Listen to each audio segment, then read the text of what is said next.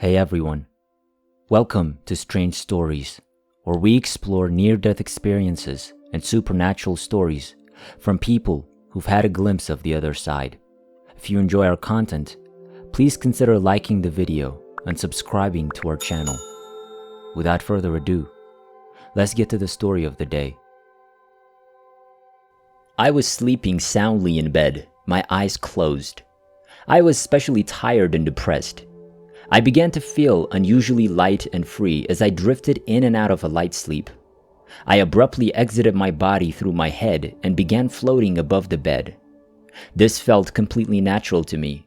However, I must admit that it took me a few moments to adjust. When I was ready, my spiritual body entered headfirst through a long tunnel that appeared out of nowhere.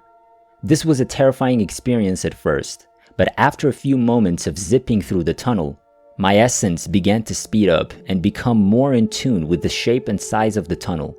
My spiritual body began to disintegrate into a tiny ball of light. My awareness grew in proportion to my shrinking size. I became aware of other spiritual beings zipping and zinging alongside me in the tunnel. Some were heading in my direction, while others were going in the opposite direction.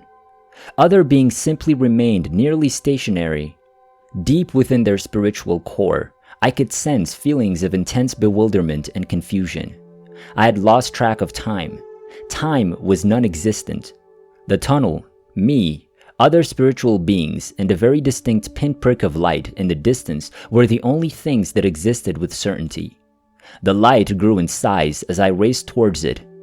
I felt better as I got closer to it.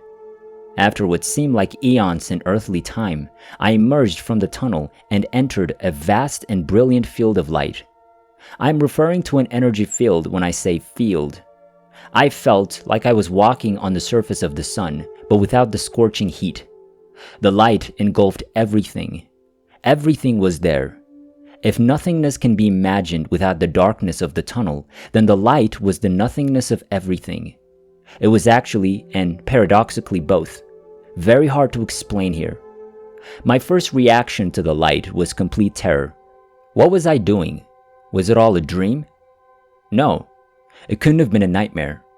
The light sensed my fear and immediately calmed me down. It was literally like flipping a switch.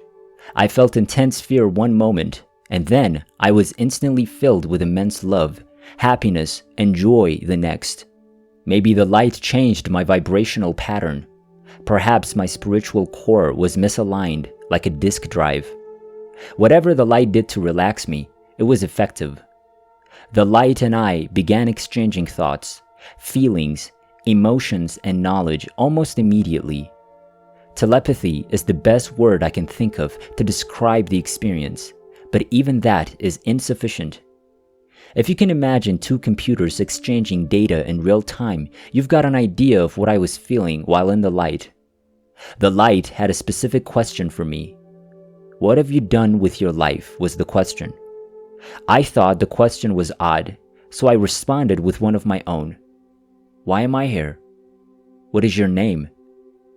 The question is not who I am, but who you are, the light replied.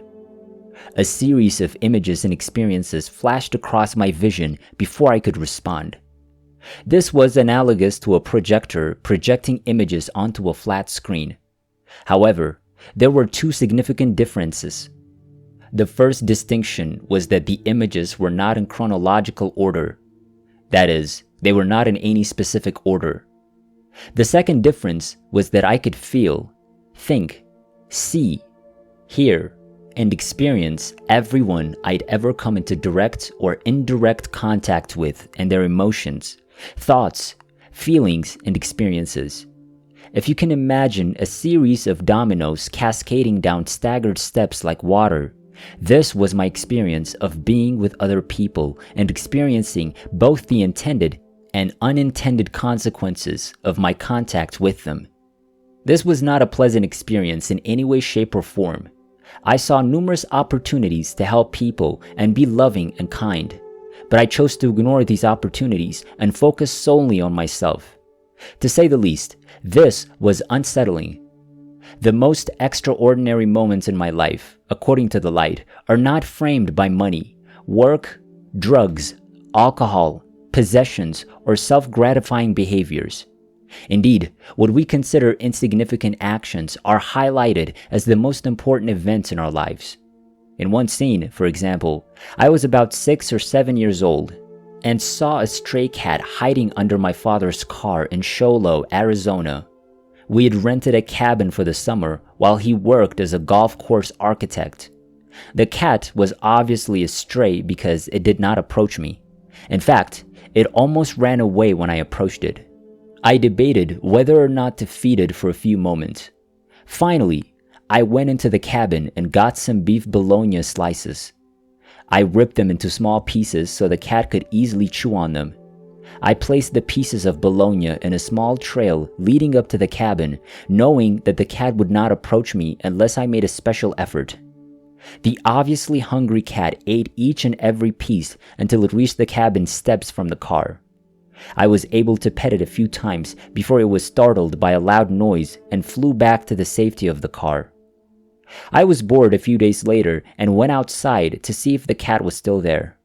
It was, indeed, under the car once more. I went back into the house and got some bologna from the fridge. I didn't have to arrange the bologna in a small trail toward the cabin this time. Without prompting, the cat approached me and ate the bologna from my hand. It should be noted that we eventually adopted the cat and named her Birdie. She gave birth to 2 kittens, both of which we took in. Smokey and Patches are the names we gave the cats. Smokey had all black fur and beautiful eyes. Patches had white fur and gray patches all over her body. Birdie went missing a year or so later and was presumed to have been eaten by coyotes near Silver Creek Golf Course in Show Low, Arizona. Patches was eventually given away to a family. We only had one cat, Smokey. In the mid-1990s, she died. The light revealed to me that every seemingly insignificant event has significance and that everything happens for a reason, that both the good and the bad have karmic reasons and that we are all linked. The light asked me if I wanted to progress further into the light and end my earthly experience after I reviewed my brief life. My initial reaction was to keep going because I was deeply depressed and had never had even a girlfriend. The light even revealed events in the near future to me. My unborn daughter was shown to me as she played in a field near a large tree. She appeared to be playing with an unknown breed of dog. I assumed the dog was a wolf or an Alaskan breed, such as a Malamute or a Husky. My daughter and the dog appeared to be old friends. If you continue on into the light, your daughter will never be born to you, and she will not have the experience of earthly life. A strong thought entered my consciousness. This was a difficult burden to bear for any length of time, let alone a single moment, so I agreed to return to Earth so that my daughter could be born and experience the world as a soul in a physical body. I occasionally see my unborn daughter with an angel I've named Susan. Susan first appeared to me in 1995, while I was a student at Northern Arizona University in Flagstaff, Arizona. She said she was keeping an eye on me and that normally she's watching me from above. Since 1995, I've had at least 8 angel visits, ghostly encounters, dreams, and NDE or OBE-like experiences. I'm currently experimenting with electronic voice phenomenon or EVP to record the deceased voices on traditional Mylar tape recording media. I was still in Flagstaff, Arizona, and engaged to be married when my grandmother died in 2002. On the evening of her death, July 24, I left my apartment complex and went to the front desk. However, as I approached the office, a large, white Alaskan Malamute stood in a grassy area of the apartment complex, near a wooden fence and some large rocks. The dog was nearly pure white with light blue eyes. On the back was a shade of gray. The tail was long and plume-like, curved like a scorpion stinger. The dog stood about 4 feet tall from toe to head.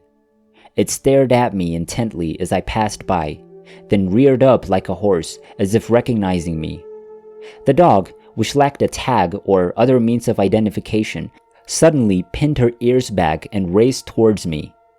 I accelerated my pace because I was afraid the dog would bite me, but it only sniffed my hand before racing around the corner as fast as the wind.